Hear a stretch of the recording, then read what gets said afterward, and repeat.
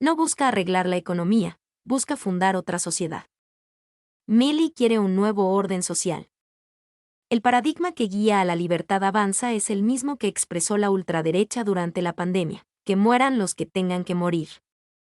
El objetivo es producir una transformación aguda y permanente de la estructura social, como la última dictadura, que concentre aún más la riqueza, barra con las aspiraciones de igualdad y ubique al individualismo extremo como principio rector.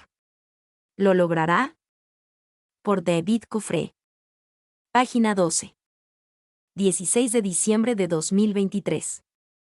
En medio del aturdimiento que produjo la primera semana de Javier Milei como presidente, muchos de sus votantes y defensores mediáticos arriesgan argumentos en busca de consuelo. No había alternativa. Se están sincerando los precios, el dólar y la inflación reprimida, y ahora tenemos que sufrir, pero esta vez la solución será de fondo. De tanta ingenuidad casi que da ternura, salvo por los mercenarios que acompañan a conciencia la cruzada libertaria para el establecimiento de un nuevo orden social.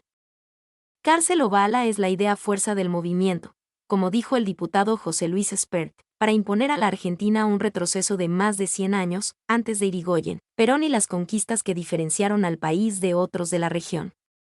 La justicia social es un robo, porque cada vez que se reconoce un derecho alguien lo tiene que pagar, expone Milley en esa línea.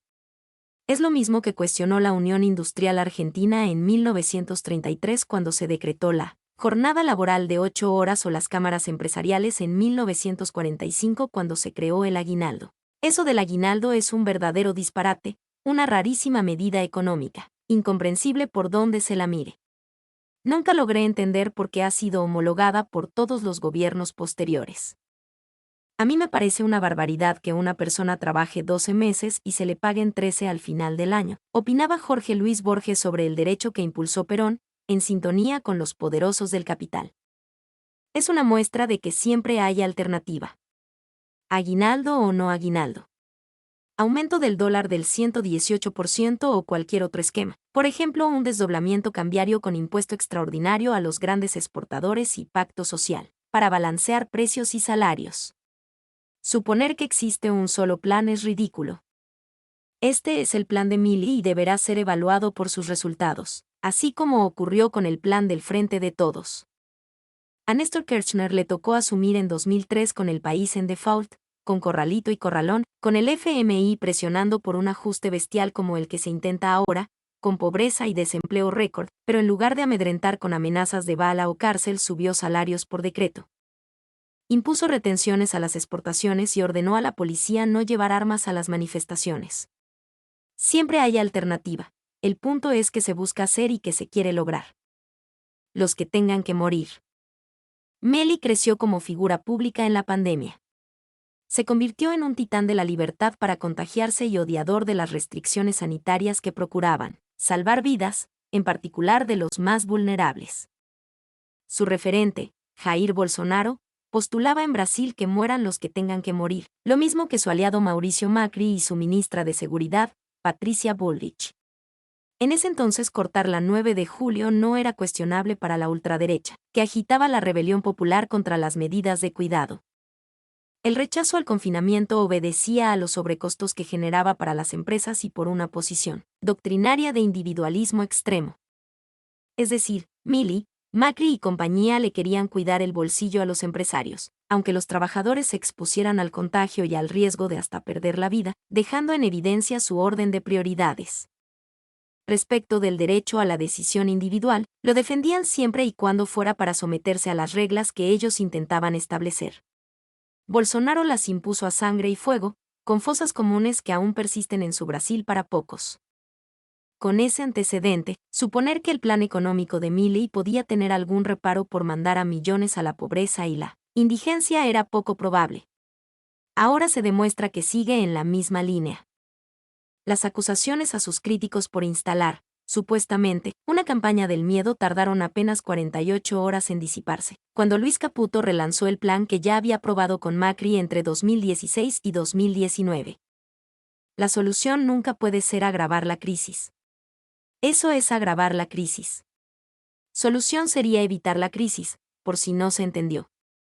El argumento de que hay que soportar una inflación de 250 a 300%, con quita de subsidios, congelamiento de planes sociales, incremento de impuestos y bloqueo a la política de ingresos olvida un concepto moral básico. El ordenamiento de la economía tiene que ser con la gente adentro. De lo contrario, es solo montar una plataforma para que los más pudientes, los sectores concentrados de la economía, eleven sus ganancias de modo obsceno a costa del sufrimiento y la exclusión de millones. No será transitorio. La versión de los libertarios de que este ajuste descomunal es transitorio choca con la historia y con el presente. En primer lugar, alcanza con repasar lo que dijeron otros economistas de la ortodoxia deshumanizada frente a la implementación de programas similares. Esto había que hacerlo.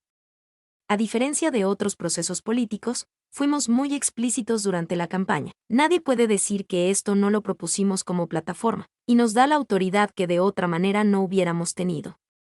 Es algo estrictamente transitorio, manifestó Alfonso Prat Gay en marzo de 2016. Había dos precios muy atrasados, el dólar y las tarifas. Sin ordenar eso no podíamos ni acercarnos a las gateras. Sabemos que está afectando a la clase media, pero hemos podido contener el impacto para los más humildes, completó. Como se sabe, no hubo nada temporal en esa política de Cambiemos, sino que fue una regla inquebrantable hasta el final. Domingo Cavallo también aseguró que el ajuste de 2001 era transitorio. En julio de ese año, el entonces ministro de Economía declaró, el objetivo impostergable es alcanzar el déficit cero. Vamos a controlar el gasto público para equilibrar las cuentas. Durante algún tiempo esto va a significar una reducción de salarios de los empleados públicos, pero es un mecanismo de ajuste transitorio. En 1976, José Alfredo Martínez de Hoz prometió igualmente que el ajuste de la dictadura sería por un tiempo. Medidas que aparentemente pueden ser impopulares al final son beneficiosas para la sociedad entera, porque destraban la economía, permiten su crecimiento y aseguran la mejor remuneración de los sectores sociales, manifestó. En cuanto a los salarios, remató, transitoriamente hay que controlarlos para quebrar la espiral precios-salarios. En junio de 1959, uno de los padres fundadores de la mentira del ajuste transitorio fue Álvaro Alzogaray, quien como ministro de Economía defendió su ajustazo con una promesa simple: hay que pasar el invierno. Lo que ocurrió en todos esos casos fue lo mismo: el ajuste hundió a la economía, hubo menos actividad, cayó la recaudación y el recorte de gastos fue cada vez más profundo sin que jamás llegaran los resultados prometidos. En el presente, el paquete de reformas estructurales que presentará esta semana el gobierno de Milei, con cambios en materia laboral, previsional e impositiva, dejan en evidencia que según su proyecto, el ajuste llega para quedarse. La resistencia social es lo único que le puede poner freno. Mi nombre es Demim. Soy tu asistente personal. Mi sitio en internet es demim.es.tl.